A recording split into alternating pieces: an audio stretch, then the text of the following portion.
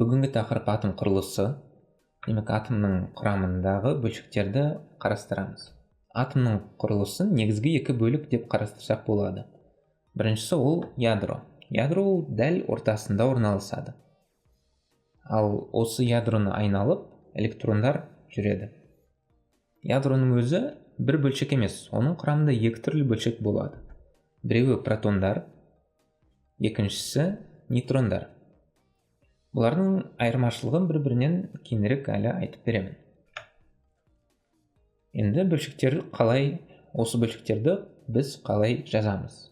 Жалпы протонды біз P әрпімен, нейтронды N әрпімен, электронды E әрпімен белгілейміз. Бірақ бұдан бөлек олардың массалары және зарядтары көрсетіледі. Ең алдымен олардың зарядтарын қарастырып көрейік. Протондардың заряды +1 болады. Нейтрондардың заряды 0, демек оларда заряд жоқ. Ал электрондардың заряды -1. Ал массаларына келсек, негізі олардың массаларын килограммен немесе граммен көрсетсек, өте кішкентай шамалар шығады. Қараңыз, протонның массасы бізде 1,67 көбейтілген 10-ның -27 дәрежесі килограмм.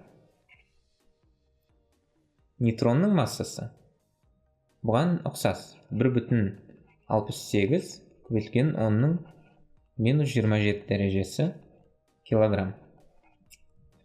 Электронның массасы бұл екеуінен әлде қайда кішірек. Ол 9,11 көбейтілген 10-ның -31 дәрежесі килограмм. Енді осы массаларын оңайырақ етіп көрсету үшін химияда былай қабылданған. Протон мен нейтрон массалары бір-біріне ұқсас. Сол үшін оларды жай ғана бірге теңдеп алады. Массаны осылай есептеу салыстырмалы атомдық бірлік деп аталады. Демек, салыстырмалы атомдық бірлік деген шама ол бір протонның немесе бір нейтронның массасы. Электрон осы екеуімен салыстырғанда массасы 0,0005 болады. Сол үшін оны жай ғана шамалап 0 деп есептей береді. Себебі мыналардан әлде қайда кішірек. Осы массаларын жоғары жақтарына жазып қоямыз. Енді энергетикалық деңгейлер дегенді қарастырайық. Жалпы электрондар ядроны айналып жүретінін айттым. Бірақ олар барлығы бір ғана деңгейде айналмайды. Осылай қабат-қабат түзіп айналады. Қазіргі уақытта белгілі элементтердің ең көп қабаты 7 қабат. Осындай. Осының әр қабаты деңгей деп аталады.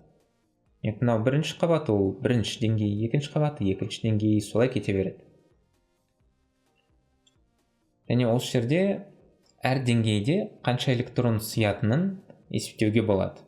Ол үшін мынандай формула қолданылады. N тең 2n квадрат. Осы жердегі кішкентай n ол бізде деңгей номері. Ал үлкен n бұл электрон саны. Мысалы, кез келгенін алып есептеп көрейік. Бірінші деңгейде есептесек, кішкентай n орнына 1-ді қоямыз. Сонда 2 шығар. Демек, бірінші деңгейде тек 2 электрон ғана бола алады деген сөз. Немесе үшінші деңгейді көрсек, 2 көбейтілген 3-дің квадраты тең 18 шығады. Демек, үшінші деңгейде 18 электрон сыя алады деген сөз. Енді атомдық орбитальдарды қарастырайық. Жалпы алғанда электрондар біз секілді қозғалмайды. Олардың белгілі бір қозғалып жүретін мынандай бір траекториясы болмайды. Олар бірде бір жерде, бірде басқа жерде жанып, сөніп, солай түрлі жерлерде пайда болып жүреді. Сол үшін осындай түрде болады негізі. Атомдық орбиталь деген осы электрондардың қай жерде пайда болуы мүмкін екенін көрсететін нүктелер. Осылай нүктелер жиынтығы, Осыны біз оңайлатып жай ғана траектория түрінде көрсетеміз. Енді бізде қандай орбитальдар бар? Жалпы олар төртеу. Біріншісі S. S деген кәдімгі шар тәрізді орбиталь. Осыған дейін көрсетілген траектория осы S орбиталь. Екіншісі P. Оның формасы осындай гантель тәрізді, гантельге ұқсайды. Қалған екеуі ол D және F. Бұлардың пішіндері өте күрделі, сол үшін оларды тіпті көрсете де алмаймын. Енді орбитальдардың бастапқы деңгейлері қандай екен көрейік. Орбитальдардың барлығы бірдей деңгейлерден бастала бермейді. Мысалы, S орбиталь бізде бірінші деңгейден бастала береді. P орбиталь бірінші деңгейде болмайды. Мысалы, бізде бірінші деңгейдегі S орбиталь, сосын екінші деңгейдегі S орбиталь, и осы екінші деңгейде ғана P орбиталь пайда болады. Екінші деңгейге дейін P орбиталь жоқ болады. D орбиталь бізде дәл осылай үшінші деңгейден басталады. Үшіншісінен ғана бастап. F орбиталь төртінші деңгейден ғана бір басталады. Төртінші деңгейден әрі қарай барлық төрт орбиталь да жүре береді. Енді әр деңгейде түрлі орбитальдардың қаншауы бола алатынын көрейік. Бір деңгей ішінде S орбиталь тек біреу ғана бола алады.